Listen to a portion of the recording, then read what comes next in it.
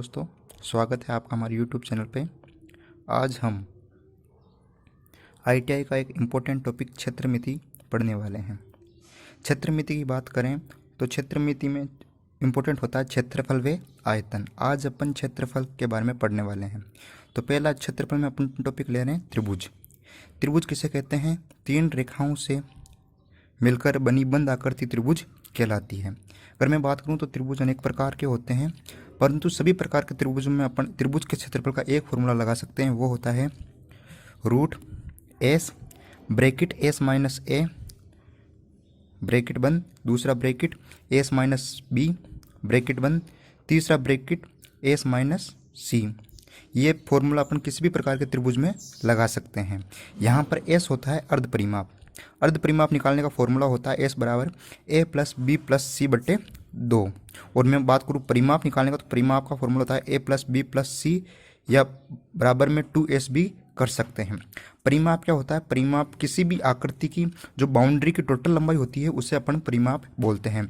जैसे ये त्रिभुज है, त्रिभुज में यहाँ पे ये होगी भुजा ए, ये भुजा बी और ये भुजा सी। अगर मैं इन तीनों को जोड़ दूं तो अपने को परिमाप प्राप्त होता है। और अर्ध परिमाप याद करने के लिए मैं ए प्लस बी प्लस सी बट्टे 2 कर दूंगा। अगर मैं बात करता हूं इससे रिलेटेड क्वेश्चन की, तो क्वेश्चन इस प्रकार से आते हैं। जैसे क्वेश्चन आ गया, एक त्रिभुज की भुजा क्रम से 13 मीटर, 14 मीटर वे 15 मीटर है, तो बताइए त्रिभुज का क्षेत्रफल कितना होगा?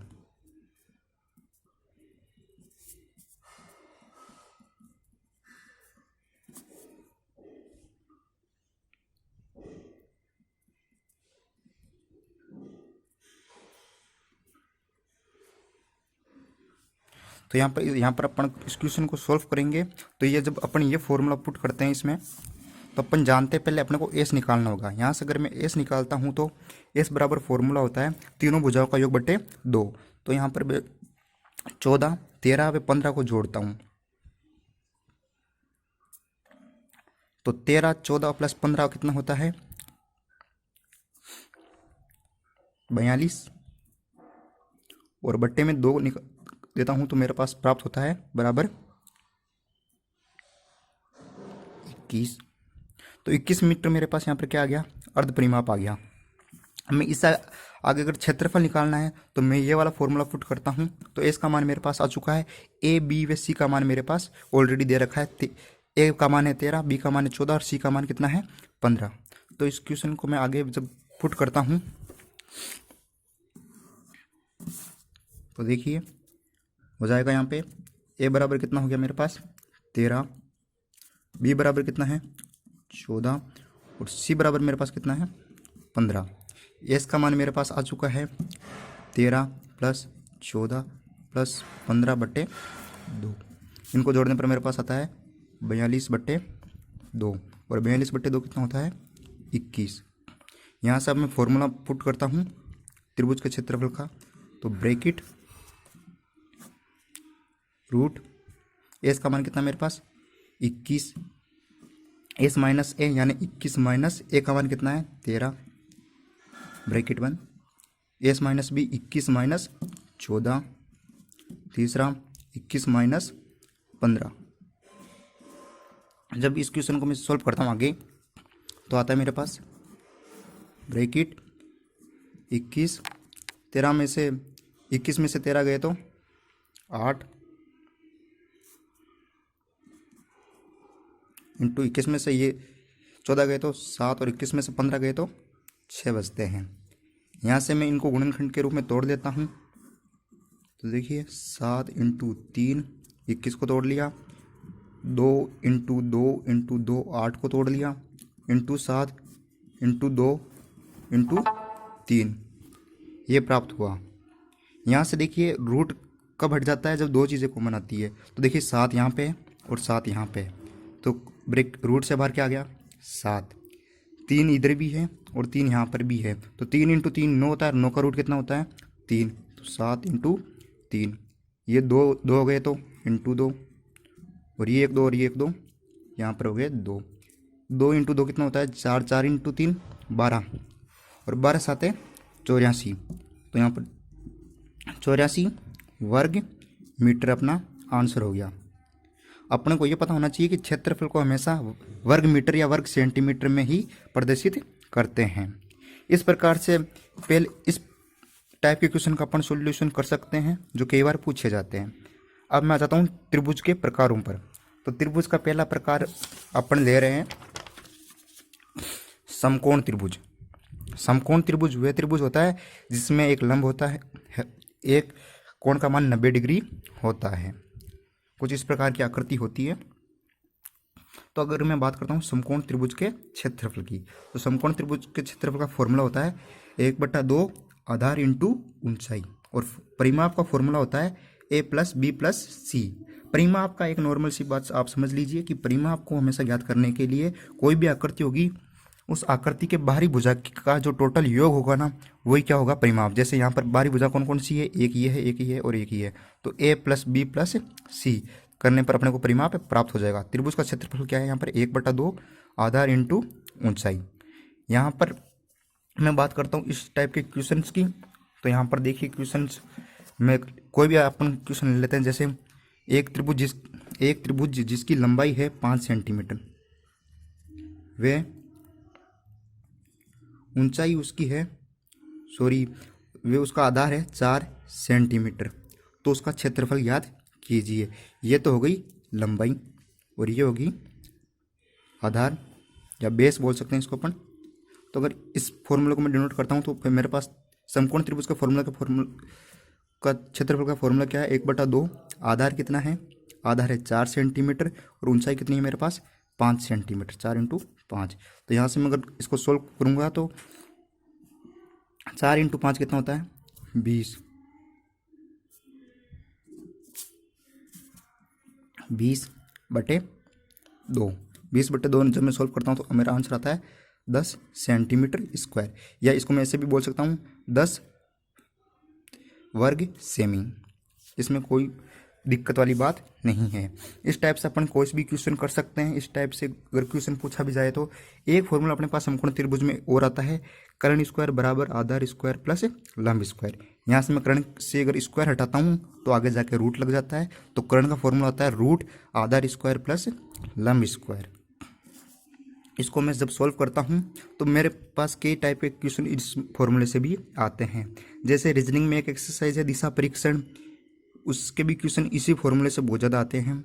या कई ट्रिग्नोमेट्री है, कोई भी एक्सरसाइज है उसमें ये फॉर्मूला इंपॉर्टेंट रहता है, इसलिए आपको ये फॉर्मूला पता होना चाहिए। या हो सकता है कि आपके समकोण त्रिभुज के क्षेत्रफल में भी इस फॉर्मूले की ज़रूरत पड़ जाए। जैसे मैं एक क्वेश्चन लेता हूँ, क्वेश्चन ये है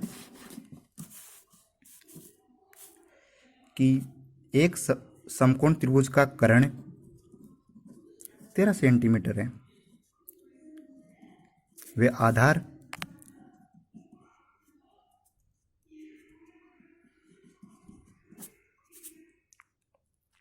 5 मीटर है, 5 सेंटीमीटर है।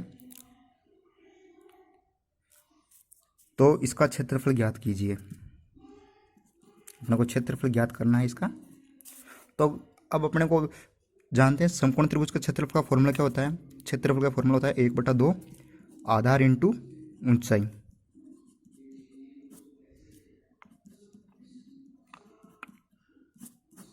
लेकिन अपने यहाँ पर आधार तो दे रखा है लेकिन ऊंचाई नहीं दे रखी। तो ऊंचाई याद करने के लिए अपन यहाँ पर ये फॉर्मूला पुट करेंगे। जब फॉर्मूला पुट करेंगे तो अपन जानते हैं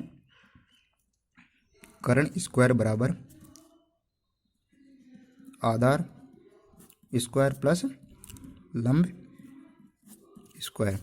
यहाँ से कर्ण का मान कितना है 13 सेंटीमीटर। तो 13 का मैं अगर स्क्वायर करता हूँ तो आता है 169 बराबर आधार दे रखा है 5 सेंटीमीटर। 5 का स्क्वायर करता हूँ तो 25 प्लस लंब का मान मेरे को याद करना है लंब स्क्वायर का। यहाँ से मैं जब 25 को उस तरफ लेकर जाता हूँ तो लंब स्क्वायर बराबर 169 माइनस 25। तो यहाँ से लंब स्क्वायर का मान मेरे पास आता है 144। और यहाँ से अगर मैं लंब का मान याद करता हूँ तो उधर से स्क्वायर आता है, इधर रूट लग जाता है। और यहाँ से लंब का मान कितना हो जाएगा +-12। यहाँ पर एक तरीके से मान कितना हो गया 12 सेंटीमीटर लंब का। अब मैं फॉर्मूला पुट करता हूँ। तो देखिए 1/2, आधार कितना है मेरे पास 5 सेंटीमीटर और ऊंचाई कितनी हो गई 12, 12 पंजे कितना होता है 60, 60/2, 60/2 करने पर मेरे पास कितना आता है 30 सेंटीमीटर स्क्वायर। क्या हो गया समकोण त्रिभुज का क्षेत्रफल। तो इस प्रकार से आपको क्वेश्चन सॉल्व करना है। कि अगर नहीं समझ में आया तो एक क्वेश्चन और देखते हैं। चलिए, जैसे एक क्वेश्चन और है,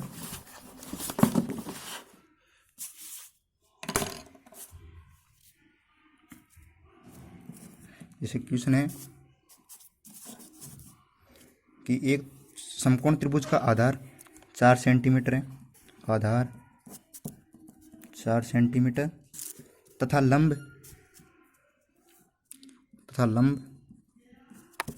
3 सेंटीमीटर है। तो अपने को यहाँ पर उसने पूछा है कर्ण व क्षेत्रफल ज्ञात कीजिए। तो देखिए अब क्षेत्रफल ज्ञात करने में वैसे तो कोई प्रॉब्लम आएगी नहीं, क्योंकि अपने पास सीधा सीधा फॉर्मूला होता है 1/2 आधार इंटू ऊंचाई। तो यहाँ पे मान पुट करते हैं 1/2, आधार का मान कितना है 4 सेंटीमीटर और ऊंचाई कितनी है 3। तो यहाँ से आंसर क्या आ गया 4 × 3 12/2। तो आंसर आ गया 6 सेंटीमीटर स्क्वायर क्षेत्रफल। अगर बात करूँ मैं कर्ण की, तो कर्ण स्क्वायर का फॉर्मूला क्या होता है आधार स्क्वायर प्लस लंब स्क्वायर। आधार का स्क्वायर करूँगा तो 4 का स्क्वायर प्लस लंब का स्क्वायर करूँगा तो 3 का स्क्वायर। यहाँ से कर्ण स्क्वायर का मान आ जाता है अपने पास 4 का स्क्वायर 16 प्लस 3 का स्क्वायर 9। यहाँ से कर्ण स्क्वायर का मान आ गया 25 और यहाँ से कर्ण का मान आ गया √25। √25 का मान कितना होता है आप भी जानते हैं और मैं भी जानता हूँ ±5। तो आपके पास बुक है अपने घर पे, तो आप घर पे बैठ के इन फॉर्मूलों से प्रैक्टिस कीजिए त्रिभुज का क्षेत्रफल निकालने की। अपन अगले वीडियो में मिलते हैं अगले और त्रिभुज के प्रकारों और उनके क्षेत्रफल निकालने के फॉर्मूलों के साथ। धन्यवाद।